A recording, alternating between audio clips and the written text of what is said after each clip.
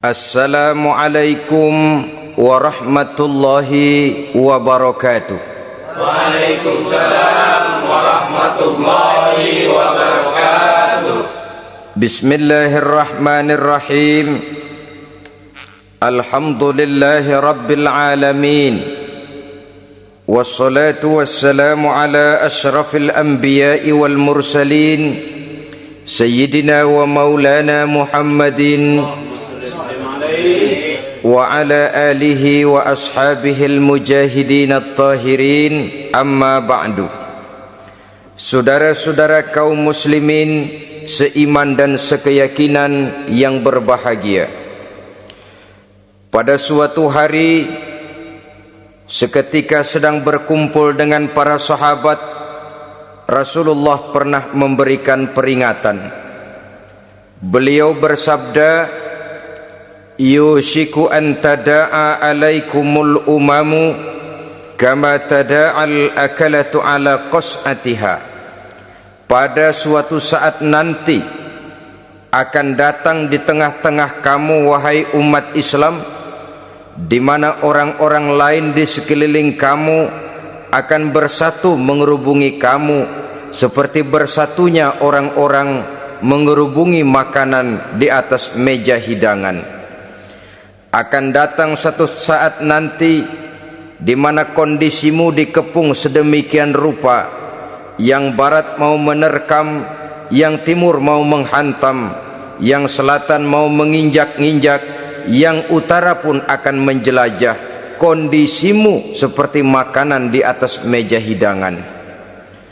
Sebagian sahabat merasa heran dan terkejut, lalu mereka bertanya, amin qillati nahnu yauma izin ya Rasulullah? Apakah jumlah kami pada waktu itu sedikit ya Rasul?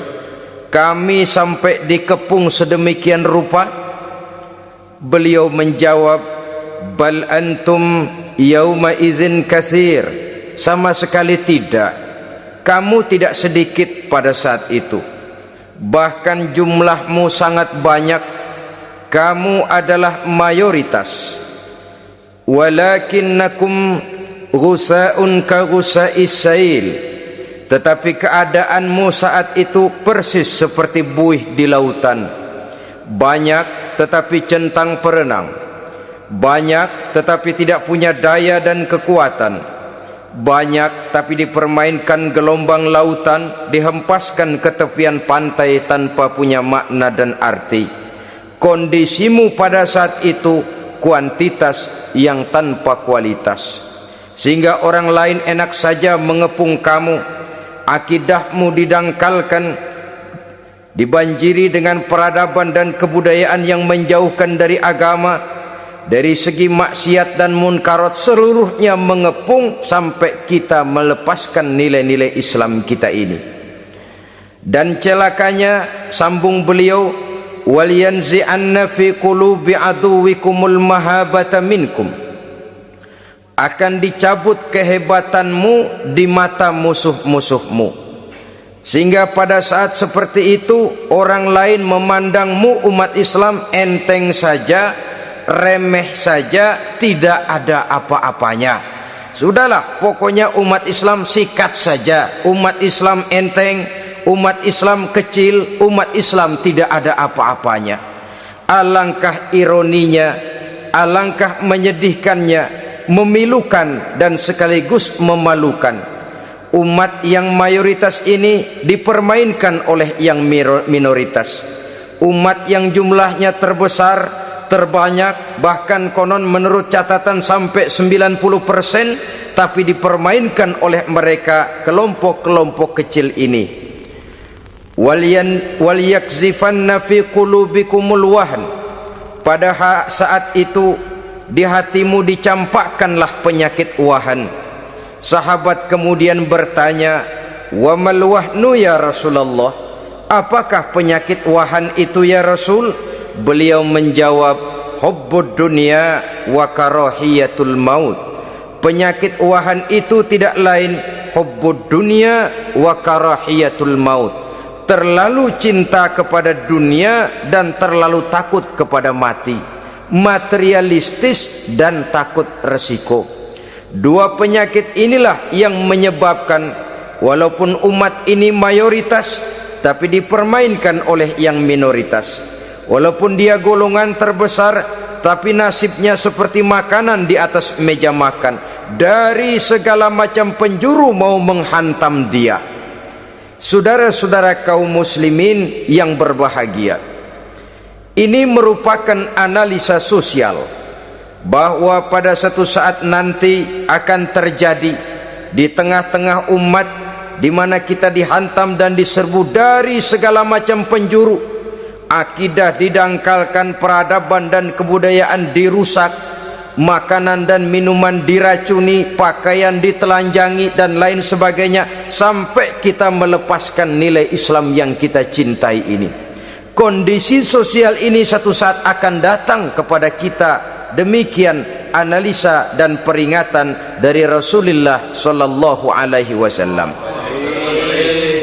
Marilah sekarang kita melihat, adalah benar bahwa di zaman sekarang kita insya Allah tidak akan mengalami perang Badar sehebat yang pernah dialami oleh Rasul dan para sahabatnya.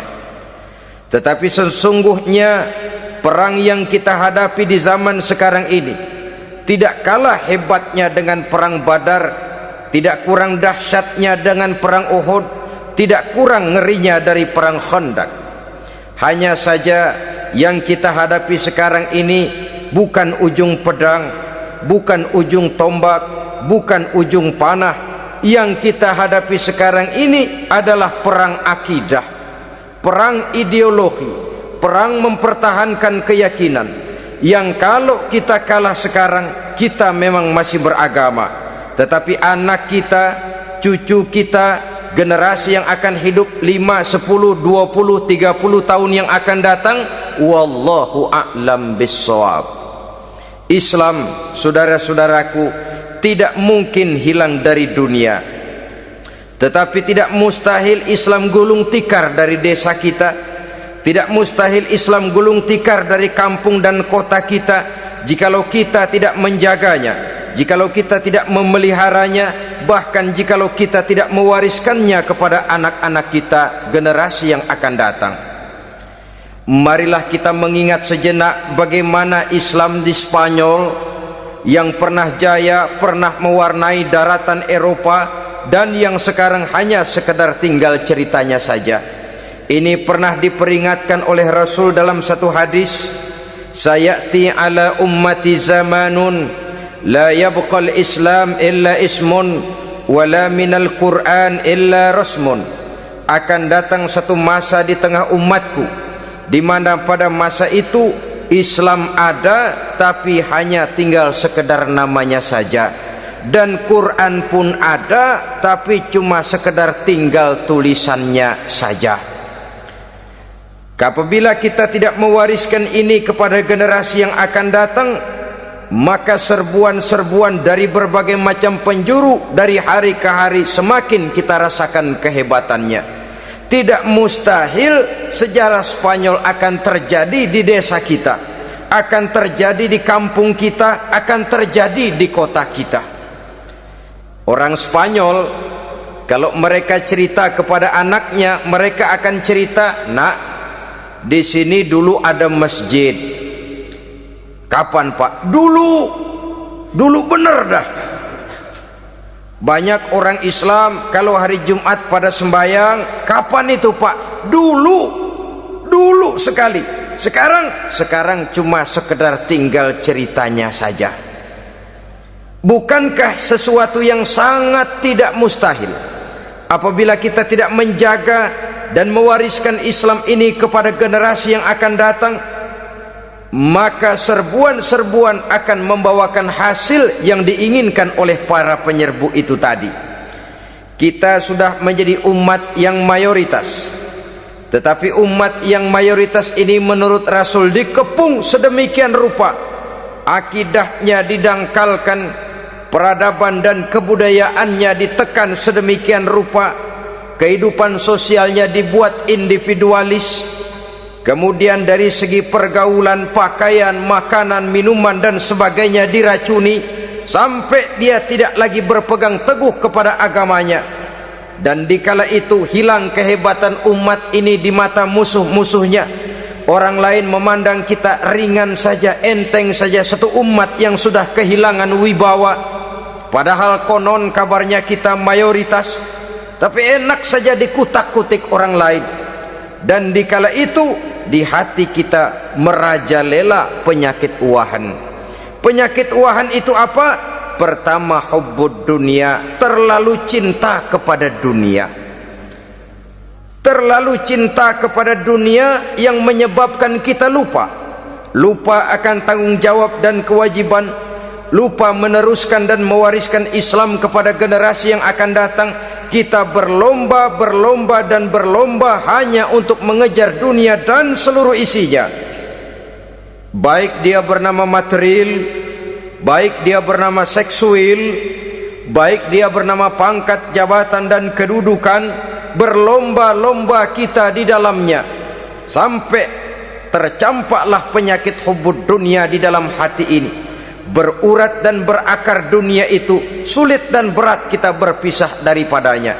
Akibatnya kemauan untuk berbuat demi dan atas nama agama sangat sulit terwujud di dalam kehidupan ini. Yang kedua, karahiyatul maut, terlalu takut kepada mati. Baik mati ajal, mati dalam artian yang sebenarnya, baik mati usahanya, baik mati karirnya, baik mati pangkat dan jabatannya. Sehingga dengan demikian akibatnya jatuhlah kita menjadi umat yang kehilangan wibawa di mata orang lain. Saudara-saudara kaum muslimin rahimakumullah, saya katakan tadi, perang yang kita hadapi di zaman sekarang adalah perang akidah. Perang menghadapi peradaban dan kebudayaan yang menghancurkan moral daripada anak-anak kita.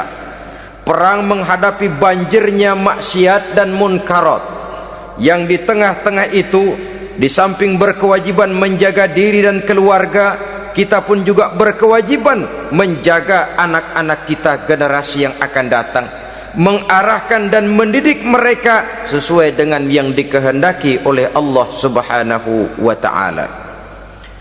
Oleh sebab itu, pada pertemuan kali ini yang akan saya bicarakan ialah bagaimana idealnya seorang muslim lebih dahulu memberikan pendidikan kepada anak-anaknya. Di tengah satu situasi dan kondisi di mana serbuan datang silih berganti melanda dan menghantam umat Islam, kemana anak-anak kita ini harus kita arahkan?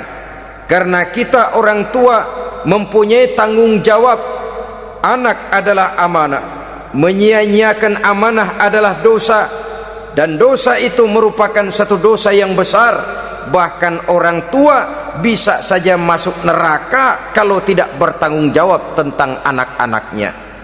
Satu riwayat menjelaskan, ada orang soleh, ngajinya cukup, solatnya cukup, puasanya cukup, zakatnya cukup, di mana ada majelis taklim hadir, baca Quran hobi, fitnah orang tidak pernah. Di akhirat setelah disidang dia ternyata lebih banyak kebaikannya daripada kejahatannya, maka dia pun diperintahkan dan dipersilahkan masuk ke dalam surga. Giliran anaknya disidang, biang okem nih anak. Ditanya, siapa Tuhanmu? Tidak tahu. Siapa nabimu? Ente nyaho. Apa kitabmu? Ora gelem. Kamu pernah sholat? Tidak. Zakat? Tidak. Puasa? Tidak. Judi? Hobi. Zina? Tiap malam. Mabuk? Berat. Wah, brengsek kamu. Kebaikan tidak ada barang sedikit pun, sementara kesalahan dan dosa berlipat ganda. Kamu neraka. Anak ini protes. Benar, saya tidak kenal siapa Tuhan saya. Saya tidak tahu siapa nabi saya tidak tahu kitab suci dan kiblat saya tidak sholat, tidak zakat, tidak puasa. Tiap malam saya judi, saya zina, saya mabuk. Tapi saya kerjakan semua itu karena saya tidak tahu dan orang tua saya tidak pernah memberitahu saya. Dia enak-enakan hadir di majelis taklim, saya nyekek botol, didiemin saja. Dia enak-enakan baca Quran, saya zina, didiamkan saja. Saya bukan tidak mau, orang tua saya sama sekali tidak pernah mendidik saya. Dia mau benar sendiri. Maka kalau sekarang saya harus masuk ke dalam neraka, saya menuntut agar orang tua saya ikut sama-sama bergabung dengan saya ke dalam neraka. Gara-gara dia tuh saya jadi begini. Orang tuamu yang mana? Tuh, yang barusan mau ke surga. Ini orang tua yang sudah mau berangkat ke surga dipanggil. Sebentar dulu mas. Ini benar anak kamu? Iya pak. Waktu di dunia kamu tidak pernah ajarin dia ngaji? Sampai dia tidak kenal Tuhannya, tidak kenal nabinya, tidak kenal kiblat dan kitab sucinya? Iya pak. Dia tidak sholat, kamu diamkan saja. Dia tidak puasa, tidak zakat, kamu bersikap masa bodoh. Bahkan dia judi, dia zina, dia mabuk, kamu pun berdiam diri saja. Iya pak. Tahukah kamu bahwa anak ini adalah amanah? Menyia-nyiakan amanah artinya khianat, dan khianat adalah dosa yang sangat besar. Kamu tidak bertanggung jawab, maka kamu, anakmu gabung ke dalam neraka. Saudara-saudara kaum muslimin rahimakumullah, itu sebabnya Allah pesan benar-benar, ya ayyuhalladzina amanu qu anfusakum wa ahlikum nara. Hai orang-orang yang beriman, jaga dirimu dan keluargamu, istri, anak, orang-orang yang menjadi tanggung jawab dan kewajiban kita, jaga dan pelihara mereka dari api neraka. Saudara-saudara kaum muslimin, lalu kalau kita orang-orang tua yang hidup di zaman sekarang ini sudah sering beristighfar, mengurut dada, melihat situasi, membaca peta keadaan, konon tantangan yang akan dihadapi oleh anak-anak kita 15, 20, 25 tahun yang akan datang jauh lebih berat dari apa yang kita hadapi sekarang ini. Maka adalah wajar jika kita sebagai orang tua yang cinta kepada agama, cinta kepada anak-anak kita, berpikir untuk mewariskan nilai-nilai yang luhur ini kepada anak-anak kita, generasi yang akan datang. Bagaimana pada mulanya kita harus mendidik mereka? Mari kita telusuri apa yang dicontohkan oleh Al-Quranul Karim. Orang-orang tua bijaksana yang diceritakan dalam Al-Quran, kalau sudah berpikir tentang anak-anaknya, generasi yang akan datang, pendidikan pertama yang diberikan kepada anaknya ternyata adalah persoalan akidah. Nabi Ibrahim, pertanyaan yang paling merisaukan beliau buat anak cucunya ialah, ma ta'buduna min ba'di. Saudara bisa lihat surah Al-Baqarah ayat 133. Anak-anakku, kalau pada satu saat nanti aku, ayahmu ini sudah tidak ada lagi, meninggalkan kamu semua, meninggalkan kehidupan dunia ini, ma ta'buduna min ba'di, apa yang akan kamu sembah nak kalau ayah sudah tidak ada lagi? Jikalau ayahmu sekarang masih rajin ke masjid, melakukan rukuk dan sujud, i'tikaf dan membaca Quran, kalau satu saat ayahmu meninggalkan dunia ini, masihkah engkau mau ke dalam masjid? Masihkah engkau rukuk dan sujud? Masihkah engkau i'tikaf? Ma ta'buduna min ba'di, apa yang akan kamu sembah kalau aku ayahmu tidak ada lagi nak? Ditanamkan bukan hanya keyakinan bertauhid, sekaligus juga menyembah kepada Allah yang kita yakinkan dengan tauhid itu tadi. Bukankah berbeda dengan kita kebanyakan orang tua sekarang? Kita tidak pernah berpikir ma ta'buduna min ba'di, kalau bapak tidak ada kamu nyembah apa nak? Kita orang tua sekarang pagi-pagi malah berpikir ma ta'kuluna min ba'di, kalau bapak enggak ada kamu nanti makan apa nak? Bukan nyembah apa yang kita pertanyakan, bukan nyembah apa yang kita khawatirkan, makan apa nak? Maka yang dicari lalu sekolah-sekolah yang bonafit, yang tidak peduli apakah itu merusak imannya, mematikan akidahnya, menghancurkan keyakinannya. Yang penting ada jaminan hari depan bisa dapat lapangan kerja. Akibatnya berduyun-duyun orang-orang tua muslim menyekolahkan anaknya di sekolah-sekolah yang bukan Islam, yang nyata-nyata membahayakan akidahnya, dididik dengan kultur dan budaya yang bertentangan dengan nilai-nilai agamanya. Bukankah ini berarti merelakan anak untuk dikafirkan?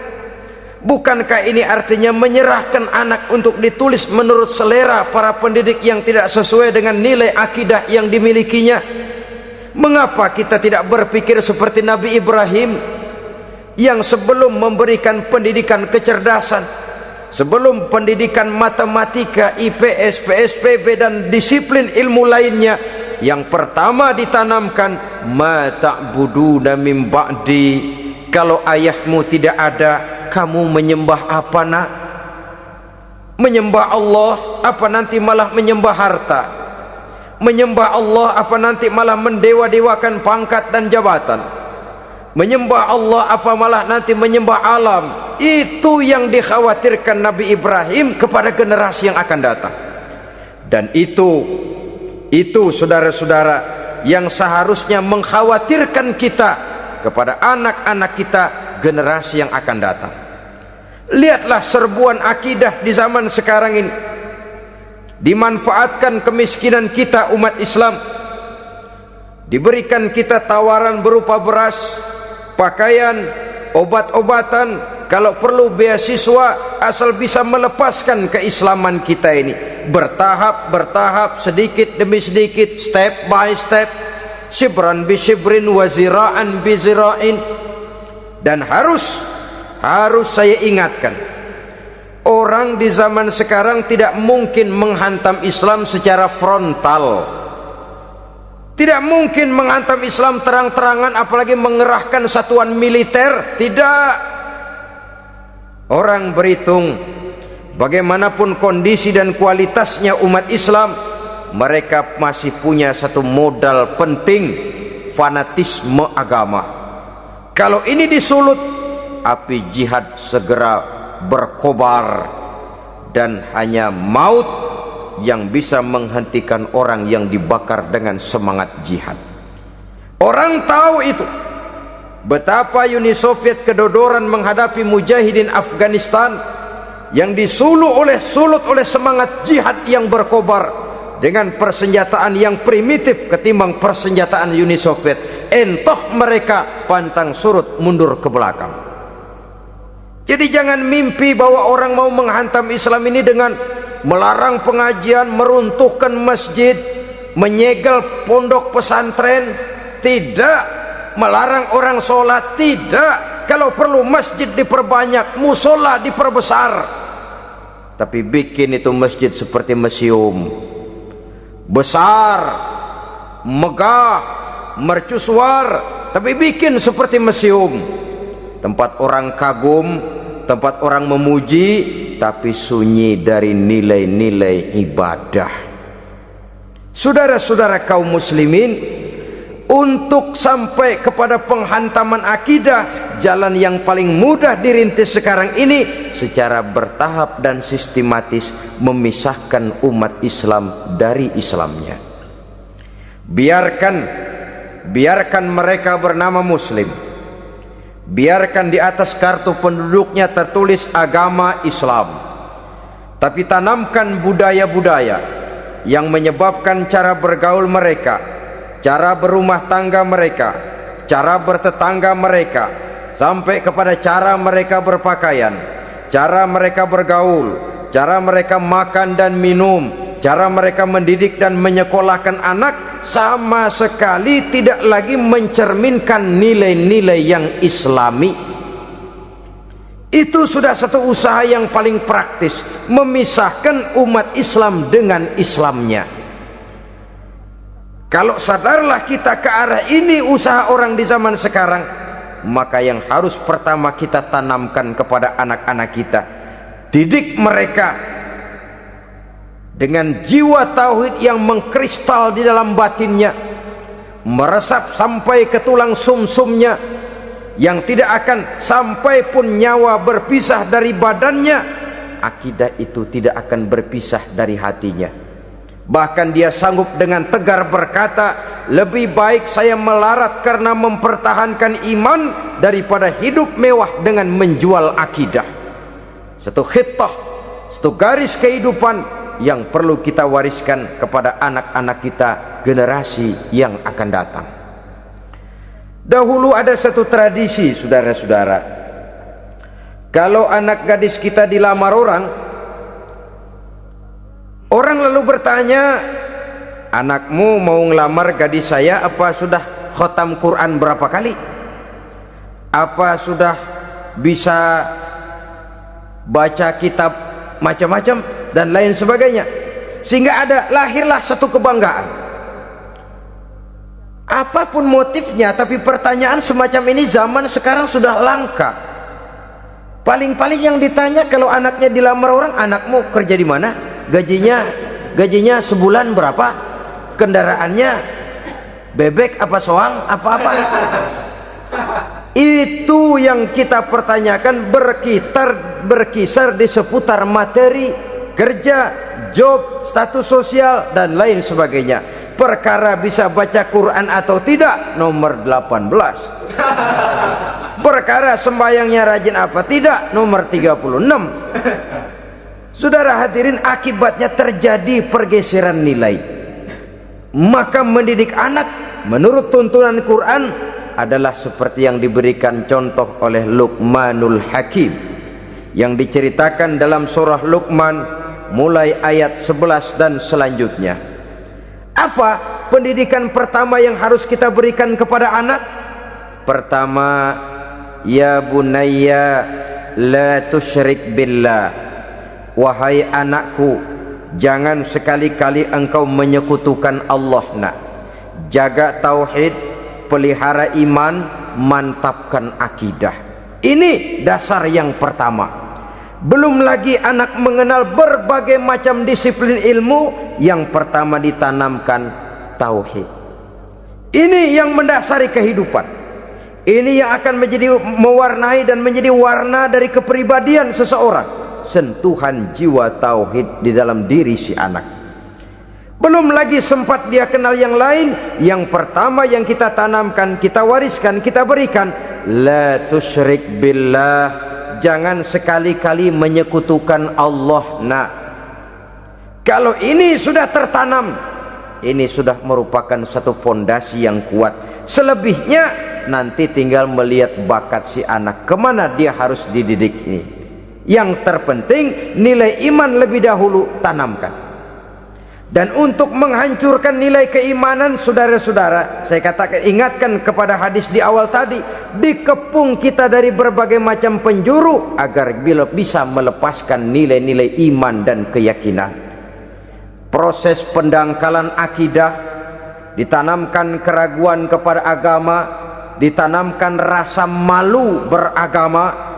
Sholat malu, baca Quran malu, berangkat ke masjid malu, pakai jilbab malu. Ditanamkan rasa malu beragama, sehingga bertahap sedikit demi sedikit kita mulai berpisah dengan kehidupan beragama. Ditanamkan hal yang sedemikian rupa dari berbagai macam penjuru. Dihantam akidah, akidah kuat. Dihantam dari segi peradaban dan kebudayaan. Diperbanyaklah peradaban dan kebudayaan yang bukan mendekatkan kita dengan agama, malah mendekatkan kita dengan neraka. Menjauhkan kita dari agama, menjauhkan kita dari nilai-nilai luhur yang diwariskan oleh orang-orang tua kita terdahulu. Adalah kewajiban kita yang pertama mendidik anak, menanamkan roh, jiwa dan semangat tauhid di dalam diri mereka. Saudara-saudara kaum muslimin rahimakumullah, kenapa kita lebih dahulukan menanamkan jiwa, roh dan semangat tauhid ini kepada anak-anak kita?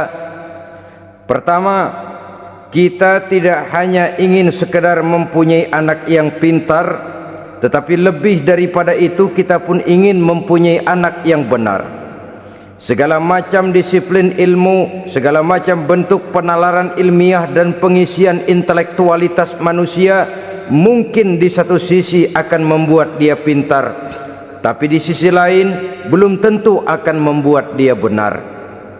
Nabi pernah memberikan peringatan, man izdada ilman walam yazdad huda lam yazdad minallahi illa bu'da.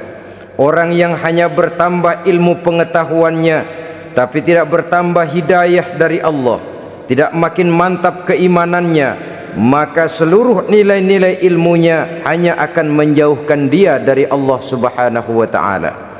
Dan adalah lebih merupakan azab daripada nikmat kalau kita diberikan ilmu pengetahuan yang hanya akan menyebabkan kita semakin jauh dari Allah Subhanahu wa ta'ala. Yang kedua, sesungguhnya roh, jiwa dan semangat tauhid yang melekat dalam diri anak pada puncaknya akan melahirkan satu disiplin murni yang tumbuh dari dalam dirinya sendiri, di mana si anak dalam kehidupannya merasakan dimanapun dia berada, kemanapun dia pergi, ia selalu merasakan kehadiran Allah dekat dalam hidupnya. Ia sadar sesadar-sadarnya bahwa tidak ada satu perbuatan yang bagaimanapun kecilnya yang bisa disembunyikan dari kekuasaan Allah Subhanahu wa ta'ala.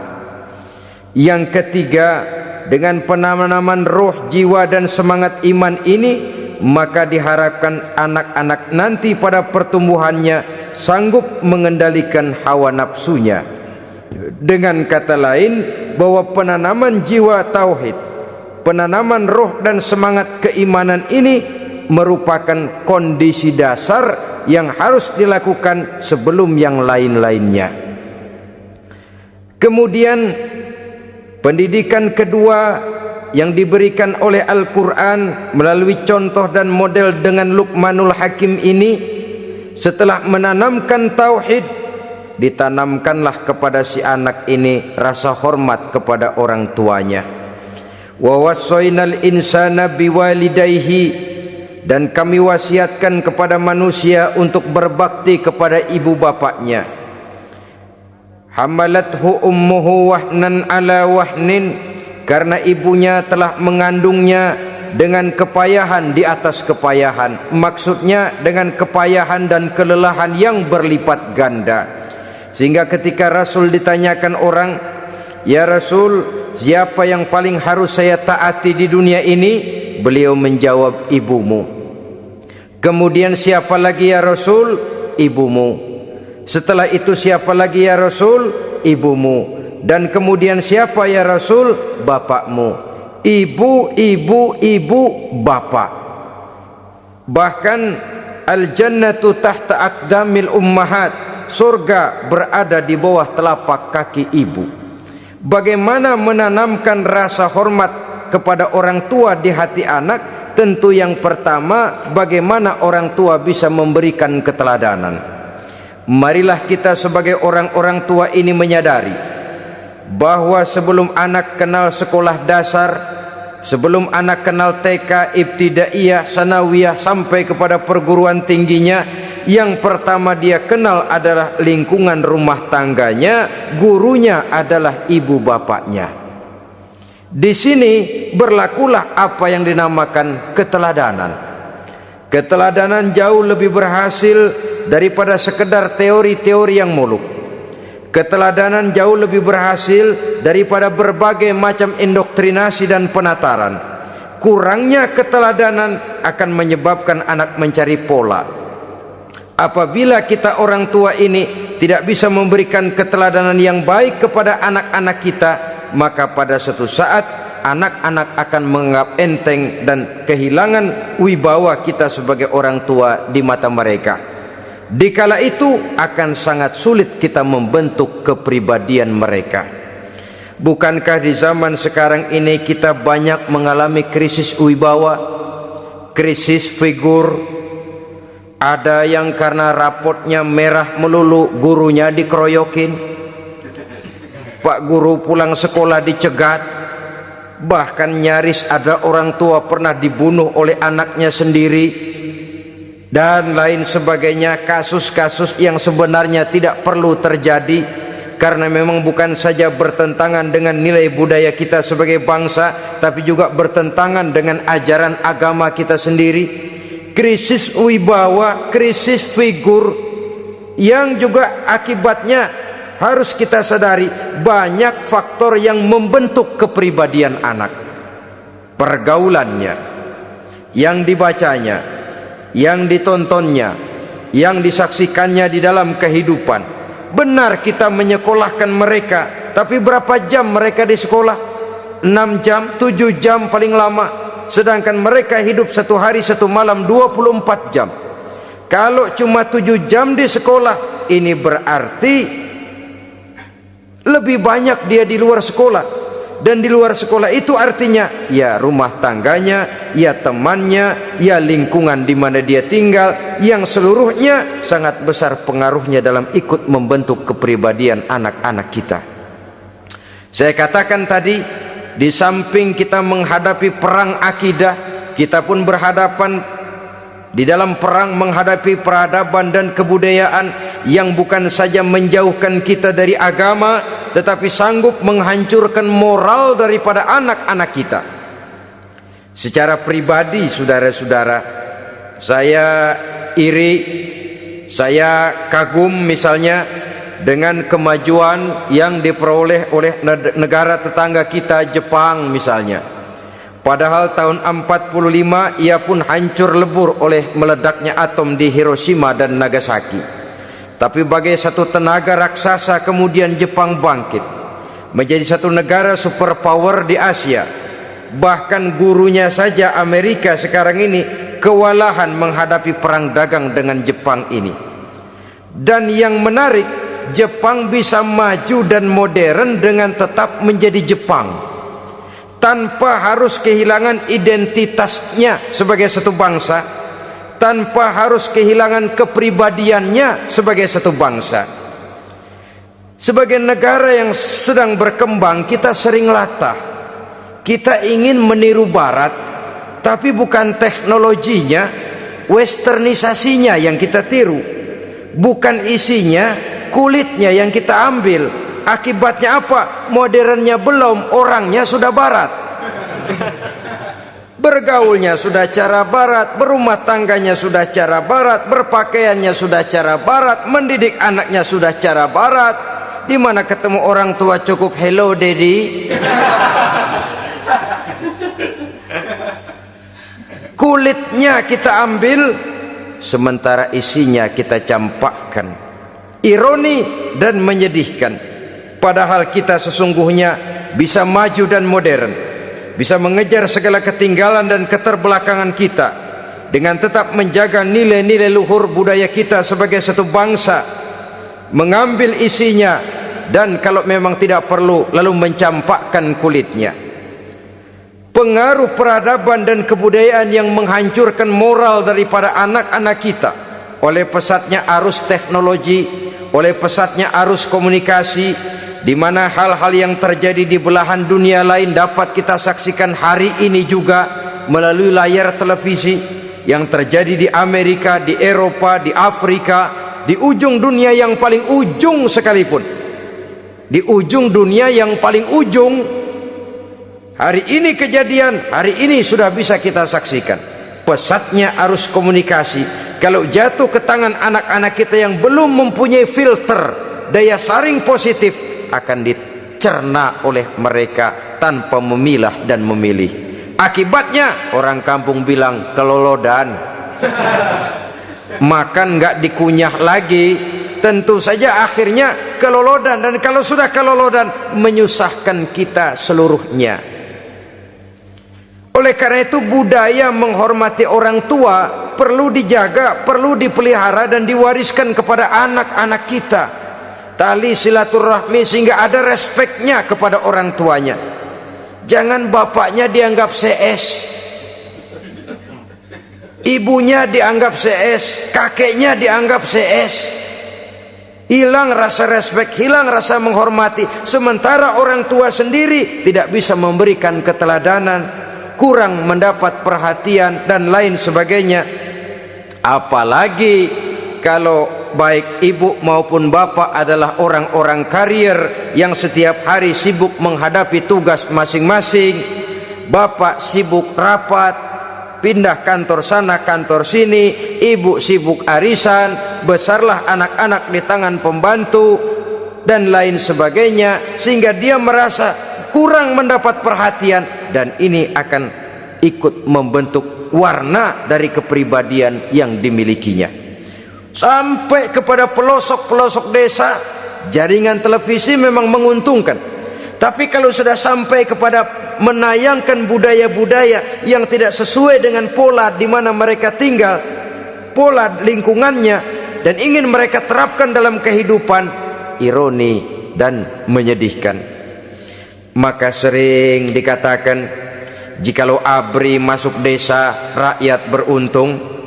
Jikalau listrik masuk desa, rumah jadi terang. Jikalau koran masuk desa, rakyat jadi cerdas. Jikalau hakim masuk desa, rakyat lalu sadar hukum. Tapi jikalau maksiat dan munkarat masuk desa, minuman keras masuk desa, judi masuk desa, pelacuran masuk desa, rakyat tentu kiamat. Dan kita harus punya budaya untuk memilah dan memilih, mempunyai filter untuk jadi daya saring positif. Oleh karena itu saudara-saudara, tahap kedua setelah menanamkan jiwa tauhid kepada anak, tanamkan rasa hormat kepada orang tuanya. Orang tua itu ibu bapaknya, orang tua itu guru-gurunya yang mengajarkan dia, atau yang dianggap tua yang lebih senior dari dia. Karena tidak ada satu peradaban yang berdiri sendiri. Bagaimanapun maju dan modernnya kita sekarang, tentu merupakan mata rantai yang berkaitan dari generasi terdahulu. Ini yang kedua. Setelah tauhid, berbakti kepada ibu dan bapak. Tidak ada satu kebahagiaan yang bisa ditegakkan di dunia ini tanpa doa, tanpa restu daripada ibu dan bapak. Ini keramat hidup. Doanya dikabul Allah dan kutuknya juga dikabul oleh Allah Subhanahu wa ta'ala. Jadi mendidik anak setelah menanamkan jiwa tauhid, menanamkan rasa hormat dan taat berbakti kepada ibu bapaknya. Itu yang kedua. Kemudian yang ketiga, melalui model Luqman, Quran mendorong kita untuk mendidik anak, menanamkan etika otonom. Apa itu? Ya bunayya innaha in takum mithqala habbatin min khardalin fatakun fi sakhratin aw fis samawati aw fil ardi ya'ti biha Allah. Wahai anakku, sesungguhnya kalau ada satu kebaikan yang kamu kerjakan, kecil, tidak nampak oleh pandangan mata yang zahir, yang kecil itu tersembunyi di puncak langit, di dasar bumi yang paling dalam, atau di tengah batu hitam sekalipun, Allah pasti mengetahuinya dan pasti akan memberikan balasan yang seadil-adilnya. Pendidikan apa ini? Pendidikan moral, menanamkan etika otonom. Nah, kau berbuat baik jangan karena dilihat orang. Kau tidak mau melakukan kejahatan jangan cuma karena ada polisi. Kalau ada polisi kau tidak mau jahat, kucing juga begitu. Coba lihat kucing, taruh ikan asin di piring kaleng, tongkrongin, aduh kucing kalem, sopan, tenang. Sedikit kita lengah, habis ikan digarap. Tapi ditanamkan satu kesadaran, kemanapun kau pergi nak, apapun yang kau kerjakan, tersembunyi di tengah batu, di dasar bumi, di puncak langit, Allah pasti tahu. Dalam bahasa yang ringan, nak, kita ini diawasi oleh 2 hiperkomputer yang maha sensitif, produksi langit, mereknya Rokib dan Atid. Itu komputer yang sangat peka dan sensitif. Jangankan kita berbuat, kita berniat baik saja, komputer sudah nyatat sendiri. Inilah yang orang sekarang namakan waskat, nak, pengawasan malaikat. Kalau hidup sudah merasa diawasi oleh malaikat, waskat berhasil. Tapi kalau waskat sudah diawasi malah nekat, itu yang gagal. Atau yang diawasi dan yang mengawasi sama-sama sepakat, itu juga bisa cincai. Saudara-saudara kaum muslimin rahimakumullah, waskat dalam pengertian kita muslim, bagaimana hidup ini merasakan diawasi oleh malaikat. Intelektualitas yang tinggi sekalipun, IQ yang nilainya plus sekalipun, disiplin ilmu yang bagaimanapun banyak yang memenuhi benak kita, tanpa diiringi oleh etika otonom, orang sering mencari celah dan kesempatan. Mencari celah dan kesempatan. Tapi kalau sudah merasa kemanapun saya pergi, dimanapun saya berada, kebaikan bagaimanapun sekecilnya saya lakukan, toh Allah pasti akan memberikan balasan. In khairan fa khairun, wa in syarran fa syarrun. Jikalau baik, baik balasan yang kita terima. Jikalau jahat, jahat kejahatan yang kita terima. Kalau sudah ke arah ini kita berpikir, maka sesungguhnya kalau kita berbuat baik kepada orang lain, hakikatnya kita sudah berbuat baik kepada diri kita sendiri. Lalu tidak ada merasa rugi berbuat baik kepada orang, karena manakala dia melakukan kebaikan kepada orang lain, artinya dia sudah berbuat baik untuk dirinya sendiri. Jadi setelah tauhid, kemudian berbakti kepada ibu bapak, yang ketiga baru pendidikan tentang akhlak, tentang moral. Pola ini yang sering terlupakan oleh kita, bahwa bagi kita itu pendidikan tidak lain upaya mencerdaskan otak anak. Jangan sampai sebab ini kelihatannya pembangunan makin maju, persaingan hidup makin tajam, tensi ekonomi semakin tinggi, sementara jumlah tenaga kerja dengan lapangan kerja yang tersedia jauh dari mencukupi. Jikalau tidak membekali anak dengan pendidikan yang menunjang lapangan pekerjaan, orang tua khawatir, takut sekali anaknya jadi gelandangan. Dikhawatirkannya kehidupan dunia ini, sementara dia lupa kalau anaknya bisa jadi gelandangan di akhirat. Padahal selama-lamanya gelandangan di dunia paling seumur manusia itu 60 tahun, 70 tahun lah umur orang sekarang. 70 itu sudah luar biasa itu. Tapi kalau harus menggelandang di akhirat, menjadi gelandangan di akhirat, alangkah menyedihkannya. Apakah akan kita korbankan satu kehidupan yang langgeng, abadi, cuma karena tertipu oleh fata morgana dan kamuflase? Kita korbankan yang sedikit, kita korbankan yang besar karena kita memilih yang sedikit. Dalam bahasa Al-Quran memang pernah diceritakan hidup ini hakikatnya perlombaan, saudara-saudara. Perlombaan. Dan di dalam perlombaan itu ada yang menang, ada yang kalah. Al-Quran lalu memberikan peringatan, Alhaakumut takatsur, kamu telah lalai karena berlomba-lomba memperbanyak harta, mempertinggi pangkat dan kedudukan, hatta zurtumul maqabir, sampai kamu akan masuk ke liang kubur baru sadar. Apalagi kalau nafas sudah sampai di tenggorokan, persis Fir'aun sudah tenggelam di lautan merah, mau mampus, baru dalam sekaratnya amantu birabbi Musa wa Harun. Kalau begini caranya, saya juga percaya kepada Tuhan Musa dan Harun, percaya kepada Allah. Sudah mau mati, baru amantu birabbi Musa, kami percaya kepada Tuhan Nabi Musa, kata Fir'aun. Malaikat maut kesel benar, dilelepin terus di laut. mampus lu sekalian.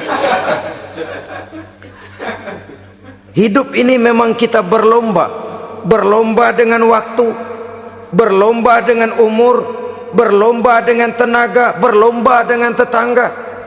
Yang jangankan kita sampai mundur, berhenti saja sejenak, kita akan ditinggalkan oleh yang lain. Tiada kata mundur, bahkan tiada kata berhenti. Sekali kita melangkah, melangkahlah terus, tapi berlombalah seperti yang dikehendaki Quran, fastabiqul khairat. Berlomba-lombalah di dalam kebajikan. Jangan berlomba-lomba di dalam kemaksiatan, kemunkaran, kejahatan. Berlombalah dalam urusan kebaikan. Saudara-saudara kaum muslimin rahimakumullah, tauhid, berbakti kepada ibu bapa, kemudian pendidikan tentang moral. Apabila pendidikan tentang moral sudah tertanam, barulah lihat bakat si anak, kemana bakatnya. Anak saya kelihatannya dari kecil demennya main bedil-bedilan saja. Abri kali itu. Kirim ke Magelang, masukkan akabri. Tapi dengan syarat 3 itu tadi. Iman sudah tertanam, rasa bakti kepada ibu bapak sudah ada, dan punya nilai moral. Sehingga boleh jadi nanti dia menjadi jenderal yang beriman, yang berbakti kepada ibu bapaknya, dan punya moral yang tinggi. Kan lebih baik rakyat rendah tapi akhlaknya tinggi, daripada pejabat tinggi tapi moralnya rendah. Jauh lebih baik rakyat rendah punya moral tinggi ketimbang pejabat tinggi punya moral rendah. Nilai moral ini yang jadi ukuran dan barometer di masyarakat. Yang ini yang sering kita lupakan, bahwa kehancuran satu bangsa dimanapun di dunia ini selalu dimulai dengan kehancuran moral daripada bangsa itu sendiri. Sekarang membina nilai moral ini berat. Gadis kita, remaja, putri, diberikan pakaian jilbab, mungkin dia sendiri masih setengah-setengah, ditambah lagi oleh ledekan temennya. Jilbab lah kuno, bau sorga lah, bau masjid lah, bau menyan lah. Ditanamkan rasa malu untuk hidup dekat dengan agama. Kalau moral semacam ini sudah tertanam, sedikit demi sedikit kita mulai mengucapkan selamat tinggal kepada agama.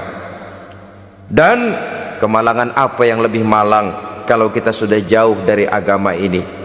Bukankah Islam telah menyelamatkan manusia dari penyakit jahiliyah dan membawanya kepada satu kehidupan yang maju dan modern?